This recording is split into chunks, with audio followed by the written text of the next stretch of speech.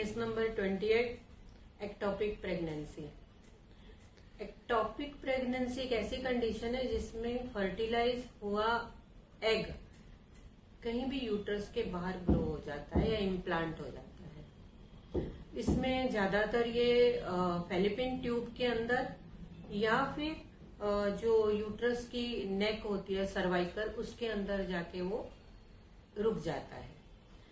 तो इसमें हमने जो केस देखे हैं उसमें जो फेलिपिन ट्यूब है वो बहुत छोटी होती है और उसके अंदर ये कोई ऑब्स्ट्रक्शन आ जाता है जिसके कारण ये वहां से 2 या 3 दिन में निकलना चाहिए और यूट्रस में जाना चाहिए, पर ये वहां ही ग्रो होने लगता है, यूट्रस की वॉल में जाकर रुकता नहीं, जिसके कारण ये कंडीशन बहुत ही खतरनाक हो जाती है। और उस समय उस जो प्रेग्नेंट लेडी है उसको पेन शुरू हो जाता है लोअर एब्डोमेन के एक साइड में, और बहुत सीवियर पेन होता है और उसके साथ साथ ब्लीडिंग भी हो सकती है। तुरंत ही डॉक्टर के पास जाना चाहिए, उसमें सोनोग्राफी करते हैं, स्कैन करते हैं और पता चलता है कि फेलिपिन ट्यूब के अंदर वो एग ग्रो हो रहा है, और उस समय फिर उसकी वो ऑपरेट किया जाता है, वो फेलिपिन ट्यूब कट कर दी जाती है। इस प्रकार से उस महिला की जान बच सकती है। अगर वो ग्रो हो गया और फेलिपिन ट्यूब फट गई तो वो इन्फेक्शन पूरी बॉडी में फैल सकता है और उसमें ये लाइफ थ्रेटनिंग है, इसीलिए वो ऑपरेशन करके उसकी फेलिपिन ट्यूब निकाल दी जाती है।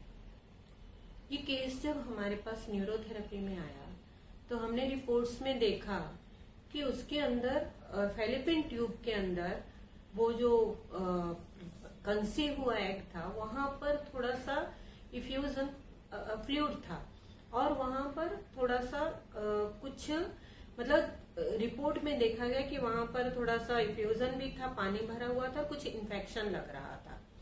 वो देखने के बाद हमने पूछा कि आपके पास कितना टाइम है, तो पेशेंट ने बताया कि 2-3 दिन डॉक्टर ने कहा है कि अभी है। तो इसके लिए हमने सोचा कि इनको इन्फेक्शन के लिए जो हमारी बॉडी के जो इम्यून सिस्टम है उसको एक्टिवेट किया जाए ताकि इस इन्फेक्शन या इन्फ्लेमेशन से वो लड़ सके। और हमने वो इम्यून सिस्टम को एक्टिवेट किया, और सेकेंड डे उनकी सोनोग्राफी थी। तो सोनोग्राफी में पता चला कि वो साइज जो थी वहां का जो फ्लूइड था वो साइज भी कम हो चुकी थी। और थर्ड डे हमें पता चला, फोन आया कि उनको ब्लीडिंग हो गई है और ब्लीडिंग के साथ सब कुछ क्लियर हो गया, और इस प्रकार उसकी फेलिपिन ट्यूब भी बच गई, ऑपरेशन नहीं करना पड़ा और पेशेंट बिल्कुल ठीक है। केस बहुत सारे हैं, बहुत सारे सब्जेक्ट हैं, जैसे कि आपको सचिन ने भी बताया, थोड़ा सा अमित ने भी बताया था कि बहुत सारे अलग अलग चीज़ें होती हैं हमारे सामने, विषय अलग अलग होते हैं और जिनके बारे में हमें शायद पता भी नहीं होता। कभी ब्लड से रिलेटेड बीमारी है, कभी बोन से रिलेटेड है, कभी ब्रेन से रिलेटेड है। तो ये कौन सी बीमारी कब बंदा हमारे पास आएगा और हमें उनके बारे में कितना स्टडी करने पड़ेगा हमें नहीं पता होता है। ज़्यादातर हमारे यहाँ जी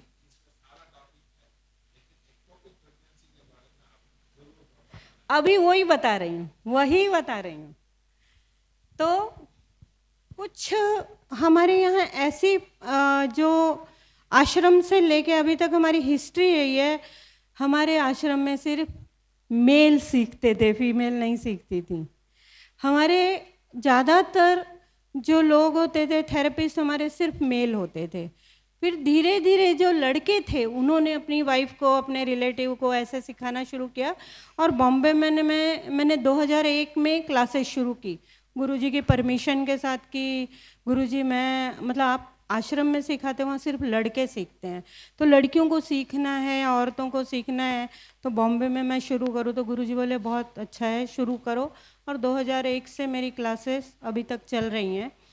तो उसमें बहुत सारे मेल हमारे थेरेपिस्ट फीमेल प्रॉब्लम के लिए मुझे फ़ोन करते थे और करते भी हैं, बिकॉज मैंने जो बहुत सारे फीमेल प्रॉब्लम देखे हैं, बहुत सारी डिलीवरीज देखी हैं, बहुत सारी प्रेगनेंसीज देखी हैं, तो वो जो एक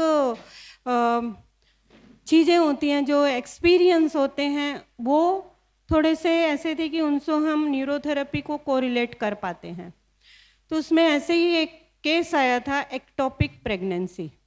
अब एक्टोपिक प्रेगनेंसी में बहुत कम छोटे में बताऊंगी, मेरे पास टाइम नहीं है और थोड़ा थोड़ा फटाफट सब सब्जेक्ट को हमको टच करना है। तो एक्टोपिक प्रेगनेंसी में ऐसा होता है कि फैलोपियन ट्यूब के अंदर ओवम जो है वो जाइगोट बन गया, कंसीव हो गया। कंसीव होने के बाद उस जो फैलोपियन ट्यूब है उसमें कभी कोई ऑब्स्ट्रक्शन आ जाता है, कोई इन्फ्लेमेशन हो गई या कोई इन्फेक्शन हो गया, तो वो ट्यूब नैरो हो जाती है, वहाँ स्वेलिंग आ गई है या वहाँ थोड़ा सा फ्लूइड भर गया है या कुछ भी हो सकता है। पर ये बहुत रिस्की है, बहुत रिस्की है, क्योंकि वो ट्यूब सिर्फ 2 mm होती है, सिर्फ 2 mm, और उसके अंदर जो मतलब जो कंसीव हो चुका है यानी बच्चा बन चुका है, वो एग जो है वो उससे भी बहुत छोटा होता है और वो 2 या 3 दिन में यूट्रस में आके सेट हो जाता है। तो वो फैलोपियन ट्यूब में नहीं रह सकता, पर जब आगे जाने का रास्ता बंद है तो वो वहाँ ही ग्रो होना शुरू हो जाता है। तो जब वो ग्रो होना शुरू होता है तो क्या होगा, ट्यूब कितनी फैलेगी, फट जाती है। ट्यूब फटने के बाद उस औरत की जान का खतरा होता है, उसके पूरी बॉडी के अंदर इन्फेक्शन फैल जाएगा और हार्ट से लेके लंग्स तक डैमेज हो सकते हैं। तो ऐसी सिचुएशन में टाइम बहुत कम होता है, 1-2 दिन का टाइम। और मैंने देखा है एक लड़की को जिसकी डेथ हुई थी बहुत पहले, जब मैं न्यूरोथेरेपी में नहीं थी तब मैंने एक्टोपिक प्रेगनेंसी के बारे में सुना था। तो मैंने फिर वो पढ़ा क्या हुआ था उसके साथ, कैसे ऐसे हो गया। तो उसके बाद एक मेरे पास केस आया, सचिन की फ्रेंड है, तो सचिन का फ़ोन आया, दीदी ऐसे ऐसे है, मेरा फ्रेंड है, उसकी वाइफ का एक्टोपिक प्रेगनेंसी आया है, लेफ्ट फैलोपियन ट्यूब में है। मैंने बिना देखे ही बोला नहीं सचिन, उनको बोला ऑपरेशन कर ले, हम रिस्क नहीं ले सकते, किसी की भी लाइफ से रिस्क नहीं लेना, हम ठीक नहीं करेंगे चलेगा लेकिन हमने बिगाड़ना नहीं है, किसी की जान से रिस्क नहीं लेनी है। मैंने कहा बोल दो ऑपरेशन कर दे। उसने बोला दीदी आप एक बार ना रिपोर्ट पढ़ लो। मैं ठीक है मैं पढ़ती हूँ। वो फ़ोन बंद हो गया, मैं भी शांत हो गई कि मैंने ऑपरेशन के लिए बोल दिया। डॉक्टर ने 2 दिन का टाइम दिया था। बाद में मैं बैठी, खाना खाने के बाद मैंने रिपोर्ट देखी, वहाँ पर थोड़ा इफ्यूज़न था, थोड़ा सा फ्लूइड जमा था। तो मेरे दिमाग में आया क्यों नहीं हम कुछ करके देखें, क्यों नहीं कहीं इन्फेक्शन वाला कोई ट्रीटमेंट दे के देखें, हो सकता है इसमें कोई मिरेकल हो जाए। तो मैंने वापस फ़ोन किया, सचिन ये कर सकते हैं, हम ट्राई करेंगे। पर उन्होंने 2 दिन का टाइम दिया, 2 ही दिन या 1 ही दिन, बाद में नहीं। तो सचिन बोला ठीक है करना क्या है। मैंने कहा ऐसे ऐसे ट्रीटमेंट देनी है और पेशेंट मीरा रोड में, ये मीरा रोड रहते हैं और थेरेपिस्ट आसपास कहीं नहीं। चेतन को फ़ोन किया रात को 9 बजे, हमारे थेरेपिस्ट भी ऐसे लाजवाब है ना, रात को 9 बजे फ़ोन किया, ऐसे ऐसे पेशेंट है बेटा तुम जाओगे? हाँ दीदी क्यों नहीं जाऊँगा, जाता हूँ। वो पेशेंट के घर पहुँचा 11 बजे रात को, 11 बजे उसने ट्रीटमेंट देना शुरू किया। 11 बजे दी, एक 12 बजे दी और उसके बाद 12:30-1 बजे दे के वो एक लीवर का पॉइंट उसके हस्बैंड को सिखा के घर आया। सुबह फिर से गया, मतलब सचिन के घर सोया, सुबह फिर गया, सुबह फिर एक ट्रीटमेंट दी और सुबह में 10 बजे के बाद उसकी सोनोग्राफी थी। और सोनोग्राफी में ऐसे आया कि जो वो 2 mm से थोड़ा सा कुछ बड़ा हुआ था वो चीज़ें कम हो गई, उसका जो फ्लूइड था वो पूरा निकल चुका था नहीं वहाँ पर, और 3rd डे उसको नॉर्मल मेंसेस आ गए। इतनी बड़ी बात में ताली भी नहीं बजाते तो अच्छा नहीं, मज़ा नहीं आता है। हम सिर्फ आपसे ताली मांगते, मेरे लिए नहीं, इस केस के लिए, न्यूरोथेरेपी के लिए। और जब न्यूरोथेरेपिस्ट हैं तो आपको एक्चुअल में उसको अप्रिशिएट करना चाहिए, ज़रूरी उसके लिए ताली बजनी चाहिए और दिल से बजनी चाहिए, खाली मेरे बोलने से नहीं। बिकॉज जो मैंने किया है वो कोई भी कर सकता है। ये आगे के लिए हमारे रास्ते खुलते हैं कि हमने ये किया है, आप भी करो। तो मेरी जो जजमेंट थी वो सही हुई। उस बच्ची का जो फैलोपियन ट्यूब थी वो बच गई, ऑपरेशन का खर्चा बच गया और वो बिल्कुल ठीक है। 7-8 महीने बाद फिर प्रेग्नेंट हुई। इस बार उसको कोई तकलीफ नहीं हुई और मैं पता नहीं बच्चा बेटा बेटी हुआ वो नहीं पता, सचिन को पता होगा, बेटी हुई बाद में उनको। तो ये एक केस था, एक टॉपिक। प्रेगनेंसी जैसे जटिल चीज जिसको कोई टच नहीं कर सकता, जिसमें जान का खतरा है, वो हमारे छोटे से प्रयास से, सिर्फ एक रात के प्रयास से उसमें फ़ायदा हुआ, वो ठीक हुई और आज तक ठीक ठाक हैं। सेकंड चाइल्ड हो गया मतलब वहाँ के प्रॉब्लम सॉल्व हो गए, नहीं तो फिर से एक्टोपिक जैसा प्रॉब्लम आ सकता था। हाँ जी, प्रिवेंटिव मेजर में हाँ देखो, ज़्यादातर जो मैंने मैंने देखे 4-5 पेशेंट, ज़्यादा नहीं, पर सबको लेफ्ट फैलोपियन ट्यूब में होता है। अब हमारा जो हिसाब है, लेफ्ट फैलोपियन ट्यूब अगर आपका एसिड लेवल ज़्यादा है तो वो लूज़ हो जाएगी, मसल लूज़ हो जाएंगे।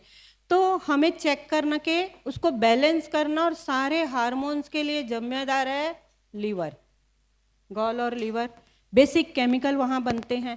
तो आपको सिर्फ लीवर ज़्यादा एक्टिवेट करना है और एसिड अल्कलाइन को बैलेंस करना प्रिवेंशन के लिए।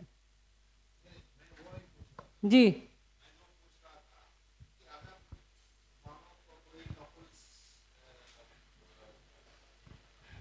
चाहता है, हाँ। मैं आपको एक देखिए, हो नहीं मतलब वो ठीक हो। मेरे पास बहुत केस हैं और क्या है, टाइम बहुत लिमिटेड है, लेकिन फिर भी मैं आपके क्वेश्चन का आंसर दूंगी। एक बंदा आया था मेरे पास, 5 बार आईवीएफ किया हुआ था, कपल था, 5 बार आईवीएफ फेल हुआ। एक आईवीएफ में 3 से 4 लाख लगता है और 5 बार कराने के बाद फेल हुआ। जो मेल था उसकी एज 38, लड़की की एज 34। मेरे पास उसके रिपोर्ट्स अभी नहीं, इसलिए मैंने बनाया नहीं, और बहुत सारे मेरे कैंसिल कर दिए क्योंकि टाइम का बहुत लिमिटेशन है, और जिनको मैंने पीपीटी बनाने को बोला है उनके भी यहाँ उनको प्रेजेंट करना है। तो वो मैंने उनको, जब वो मेरे पास आए तो मैंने उनको कहा मेरे को 6 महीना चाहिए। तो बोले अभी हमारी उम्र इतनी हो गई है दीदी। फिर मैं कहा लगे रहो, और 2 बार फिर आपका आईवीएफ फेल हो जाएगा, उससे अच्छा आप 6 महीना रेस्ट लो। मैंने 6 महीने का टाइम मांगा। मैंने उनके सारे विटामिन्स खाली टेस्ट किए। विटामिन्स में vitamin D, B12, folic acid, अपना जो नॉर्मल होता है, कैल्शियम, यही सारे टेस्ट हुए। मिनरल्स और उनका लिपिड, ये लीवर, सब प्रोफाइल करवा लो। उसके पैरामीटर जब देखे, उसका B12 बहुत लो था, फॉलिक एसिड लो था, उसका विटामिन डी लो था, दोनों का। तो जब बॉडी के अंदर एनर्जी ही नहीं है तो आपके सेल्स को कैसे मिलेगा न्यूट्रिशन? उनका मैंने खान पान डाइट सही की, ट्रीटमेंट दी, और 3 महीने के बाद रिजल्ट बहुत अच्छा आया। 3 महीने में सारे पैरामीटर नॉर्मल हुए। फिर मैंने उनको कहा अब आप ये उम्र में नॉर्मल करने के लिए साल चाहिए सब चीज़ को, तो आप अभी आईवीएफ करो, वो सक्सेस होगा। आईवीएफ किया उन्होंने, वो नासिक में उनके डॉक्टर थे, उनके डॉक्टर ने मेरे से बात की, वो इतना खुश हो गए, ऐसे कौन सी थेरेपी है जिसमें ऐसे डायग्नोसिस करते हैं। वो बहुत खुश हुए। वो उन्होंने मुझे फ़ोन किया कि मैं बॉम्बे आऊँगा, मैं ज़रूर आपसे मिलूँगा। ये तो कमाल हो गया। उन्होंने आईवीएफ किया, 15-20 दिन वहाँ रखा, वो सक्सेस था। फिर वो बॉम्बे आ गए। बॉम्बे आने के बाद कंटिन्यू मेरे टच में थे कि 9 महीने प्रेगनेंसी है, बहुत अच्छा रहेगा। और उनके 2 बेटे हैं जो 3 साल के हैं, और बहुत बार वो मुझे उनके फ़ोटो भेजते हैं।